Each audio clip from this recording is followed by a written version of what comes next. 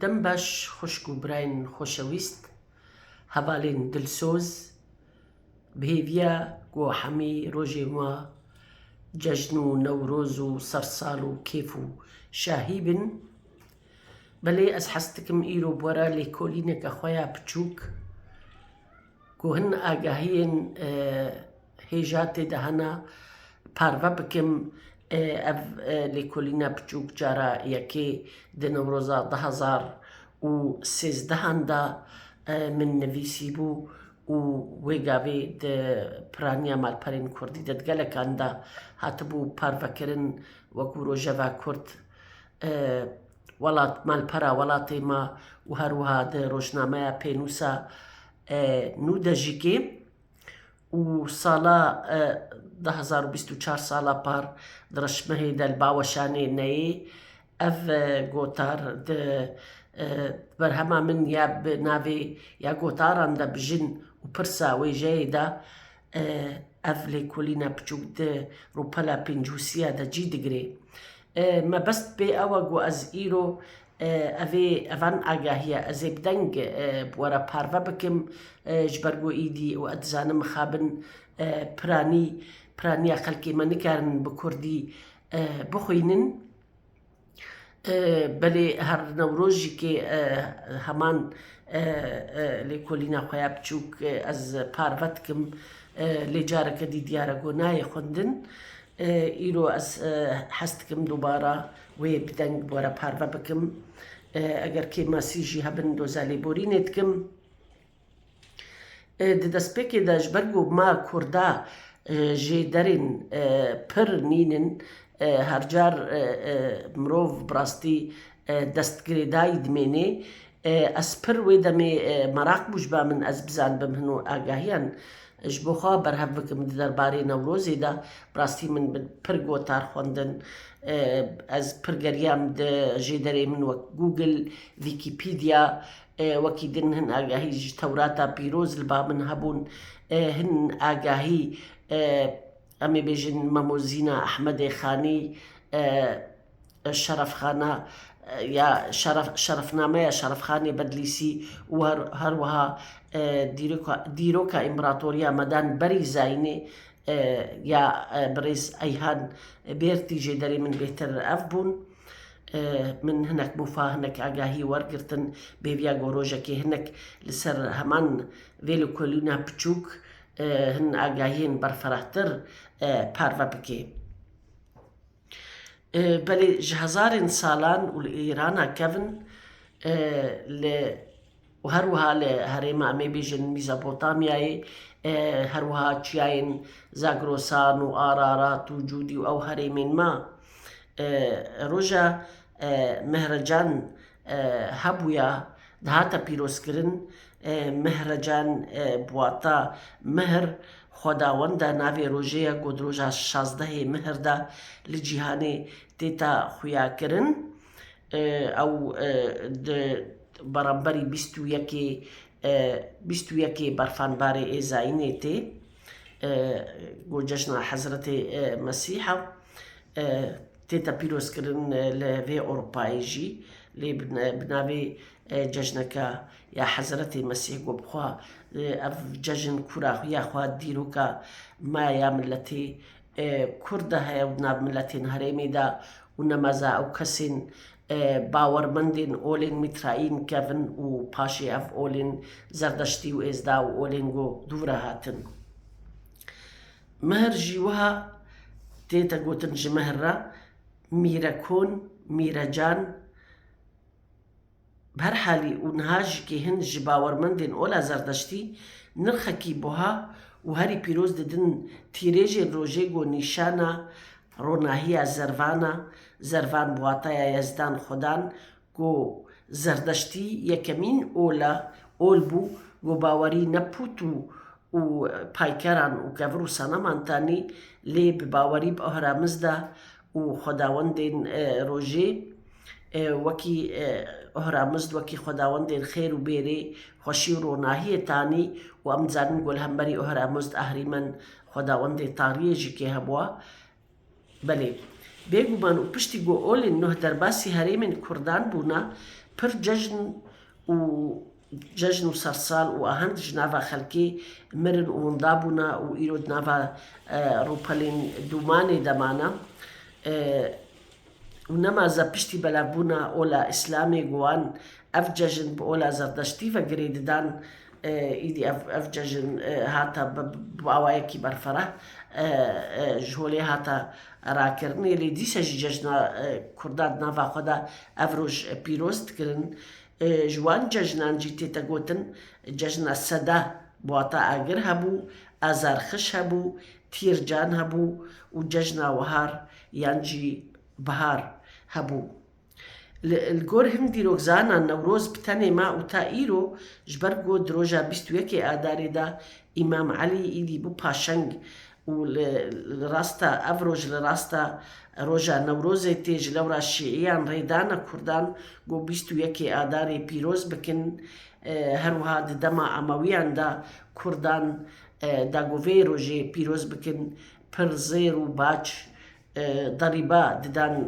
ئەم بێژن پاشەنگێن ئەمەویان بۆ داگۆ بکار بن بتەنێ ڕۆژاخوا پیرۆز بکن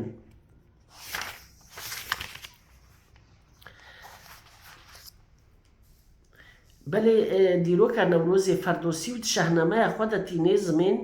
گۆ نەورۆز بەری زاینێت ساڵە 700دا پەیدە بووە ئەنگۆ ئەگەر ئەم لەگۆر شەهنەمەیە فەردۆسی هەرن ئەم بێژن ئی ساڵە 2025 زاینەیە ئەفتێ بەرەمبەری ساڵە 1725 کوردی لێ هەن دەبێژن گۆ دەما ئەمبراتۆریە مەدان دەما ئەمبراتۆریە مەدان ئێسیەمدا کیاکسس یاکی خسرەودا دەما گۆوی و ئەرتەشە خۆیان هێزدار نینەوە شکاندن ساڵە 612 بەری زاینێدا وێ چاخەیە وا ئاگر پێخستن و ئاگر بوو نیشانە سەرکەفتنەوە و نەورۆز هاتیە هۆلێ بەلێ دراستیێدا ئەمبراتۆریە مەد ساڵە 728 بەری زاینێ هاتیە دامەزراندن و هیناوێ دەما ئەمبراتۆریە مەدی یەکەم دیاگۆزدا جەژنا نەورۆز هەبوو ناو ئەمبراتۆریە مەداندا و ملەتێن ئاریدا و دەهاتە خۆرتاهی دەهاتە پیرۆزکردن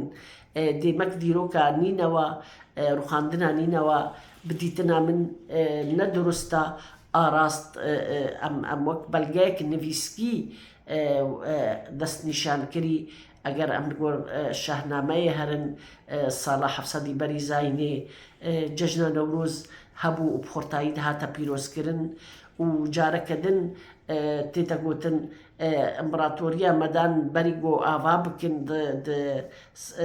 ساڵە 728دا بەری زاینێدا وێ دەمێ ئەم دزانن ئێگۆ دیرۆکە ئەمبراتۆریە کەڤن خوێن دەبن ئەم دزانن گوێ دەمێ ساڵی 700 بەری زاینێدا هەفت ئێرێت سەرەکە ئێمەدان هەبوون نەل هەبوون ئێدی پشتی ئێریشێن دژوار ژلای جیرانێ نواڤە و ئەمبراتۆریە ئاشوریڤە وا چارەش خوار نەدینج بلی گۆ خۆ بخنەیەک و یەکیتیاخوا ڕاگهینن ئەوان ئیدی گەهانە هەردوو و ئەvê هەنێکی درێژ کرد ji ber çênet bû yek ji paşeng ji serokê wan êlan bibe împerator ji ber heft êl bûn rabû wan biryareke bi rastî ji zîrek girtin ji nav wamê kesekî hêja û zana hilbijêrin îdî Diagosco bi rastî kesekî dadperwer bû bi karê دادپەروەریێ di nava xelkê de dirabû û kesekî jîr bû û kesekî hişmend bû wî hildibijêrin û Diagos wa dixwaze îdî got ertêşeke hêzdar ava bikin hembarên genim ava bikin ji bo got xweparastinê û her wiha împeratoriya me Ekbatana weke paytext ji xwe re hilbijartin Sûrên asê kelat ava kirin û pir tiştê got pêdiviyê pê heye da bikarbin li ber xwe bidin. Dêmek wê çaxê jî ew salvedgerê nêzîkî salê 700 berî zaynê dêmek dîroka 700 berî zaynê bi dîtina min و gelek jî kevê hildibijêrin û gelek jî dijî wê ne ez dibêjim dîrokeka durist e ji bo Newrozê. Berê li gor salnemeya bihayî Newroz destpêka sala nû ye û bi heman wateyê di Newroznameya Umerê Xeyam de jî Newroz cejn û sersala nû ye. Şerefxanê Bedlîsî û di şerefnameyê de qala vê cejnê dike û helbestvanê Kurdî bejin bilind dengê vejîna netewa Kurd xanî di memozîna xwe de jî pir caran Newrozê wekî sersal û ji reweştên adetên pîroz ên pêşiyê me tînê zimên di beyteke xwe de ew wiha dibêje roja ku dibûye Îdî Newroz tezîm ji bo dema Dilfirûz û di beyteke dinê de di sê beytê din de dîsa dibêje dewra felekê ji bextê Feyrûz dîsan gonû wa bû ji nû ve Newrûz mebna lûyî adetê mubarek şehrî û sipahiyan bicarek bajar û kelat û xanî berdan teşbîh bi nijat û cerdan. Ango ev beyt tê bi wateya ku dema 21 Adarê tê buhar ji dewrê tê cîhanê dîsa cejna Newrozê tê û li gor wê adet û erf û reweştên nava Kurdan de berbelav şehrî bajarvanî û gundî û kesên li çiyê dijîn û kesên li ber em bêjin li zozana dijîn her yekî xanî û kon û kelatê xwe berdidin û berê xwe didina surişta ciwanê a Kurdistanê wekû teşbîh bi nijadê Kurdan bav û kalikan wê rojê bi hevra bê cudahî pîroz dikin. Belê wateya Newroz di pirtûkên zara de di her du pirtûkên zerdeştî de avista û yestina mîna niviştên pîroz têta ravekirin. Tê gotin got Xwedawand ehramizd di Newrozê de yaqût e û di roja mehrecan de zumrad e. Bi wateya çawa ew gevir giranî û buhayê xwe hene ev rojî îda li ban zerdeştiyan Newroz û Mihr pîrozin. Berê em vegerin çîroka Nîrozê û ya kawayê hesinkar û îzdehek di mîtolojiyê de du marên xirab li ser milên dehak û xwînmiş çê dibin û pişîşkê wîn şîretê lêkin di ew mar pê ve nedin ku her roj divê du xorta serjê bike û mêjiyê wan bidê wan mara de got bitevzin û îdî ew vêyekê dike heta got roltê ser zarokê kawayê hesinkar got kesekî mirovekî hem jîr û hem hêzdar a hesinkar a çakû çava dike hûn çîroka Newrozê li vê derê ya neskirî dizanin lê di rastiya xwe de min bi xwe jî dîtineke din heye çi dema li ba hemî milleta mîtolojî efsane istûra heye û peyda ye û tiştekî em ê bêjin pîroz e û li ser pir pirtûk û çîrokê dinê têne avakirin lê wextê di rastiyê de em bên di rastiyê de eger em dûrî mîtosê biçin û nêzîkê rastiyê û zanistê di zanistê de tiştekî ne neskiriye got du mar ser milê kesekî çê bibin ya derkevin demek rastî li vê dê çi dimîne xuya ye got wê demê de em bêjin padîşahek ji xwe ji dehek împeratorê em padîşah kesekî xwînmij û zordar hebû û xuya ye ditirsa hergev ji hêza xorta got rojekê ji ber stem û zoryayî xortên nûhatî serî hildin û serhildana xwe ragihînin û bîne xwarê ji lewra wî kîna xorta dabû ber xwe. Heta dawiya çîrokê ez hez nakim got li ser vêyekê baş bisekinim. Belê Newroz sersala Kurdî ye. Roja got şev û roj wekî hev dibin Newroz destpêka vejîna buharê ye îdî pîvanok û pîvazokên dibin axê de dest bi pişkivînê dikin û wiha jî nêrgis berfîn û lala û binefş û hemî kulîlkên rengereng li deşt û newal û zeviyên کوردستانی هەشین دەبن دەبشکفن و سروشتامەیە جوان دەخەملینن دە نەورۆزی دە حەرنی واتەین پیرۆز هەنە و هەر چەندین مە کوردان تاوێ گاوێ ئێل پارتی ئۆلێن جودا نەرینên جودا هەبن نەورۆز نیشانایەکیتیا ملەتێک کوردە گۆ بێ جێوازی هەر ملەتێکی گۆخوا کورد بپەژرینێ vê rojê wek roja her çendîn bi olê ve jî hatibê girêdan îro wek cejneke netewî a milletê Kurda destnîşana milletê Kurd û erf û adetê me dike got heman rojê de keçên Kurd û xortên Kurd bi cîl û bergên Kurdî pêşwaziya cejna xwe dikin bi govend û dîlan pêşwaziya cejnê dikin û pir her tiştekî ciwan û xweş ji bo hêjayê wê rojê bidinê. Belê her wiha Newroz roja hevdîtina evîndar e roja hezê û evînê ye ev jî li gor em bêjin sebaret bi memozîn got roja Newrozê de hevdûdîtina Newroz bi serkeftina werzê biharê got piştî zivistanên dirêj û tarî buhar tê Newroz li dijî zulm û zorê yekemîn serhildana Kurdana yekemîn raperîne û yekemîn tolhildana yekemîn bi serkeftina kesên azadîxwazin. Belê piştî dehakê xwînmiş kawa ji milletê Kurd xwazê got Ferîdonê dadperwer û jê hatî ji xwe re padîşah bipejirînin da got îdî dewreke nû û demeke nû demeke bi tijî azadî û kêfxweşî millet derbas bike. Belê careke din ez dibêjim her çendîn me destpêkê de cejneke olî bû lê îro ew cejna netewî a millet û netewa Kurd e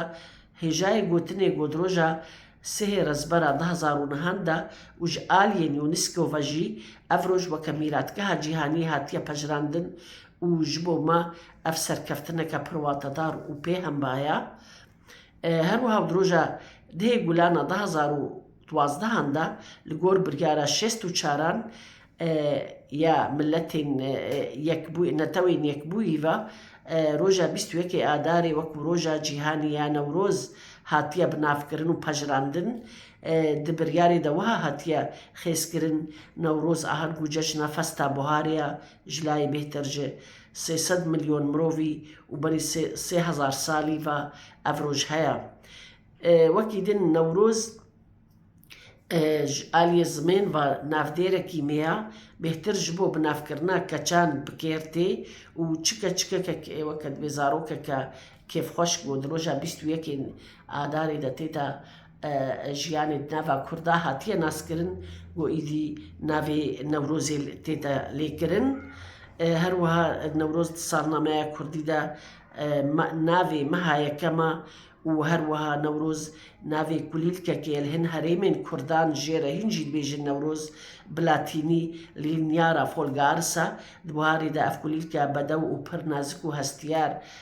serî hil didê di bişkivê ji navê wê jî bilbizêk bizbizok û bizalk têta gotin. Ev kulîlk ez behwerim kulîlkeka nazik e hestiyar e xemr ye û nava wê nake ber bi zereve ye li Kurdistanê hin herêmên Kurdistanê di werzê biharê de serî hil didê hêjayan careke din eger kê masî hebin doza lêborînê dikim bihêviya ku ev agahî bi dilê we bin û bihêviya Newrozeke xweş Newroza 2025 Zaynê 2725 Kurdî li we tevan pîroz bê rêz û hezkirin.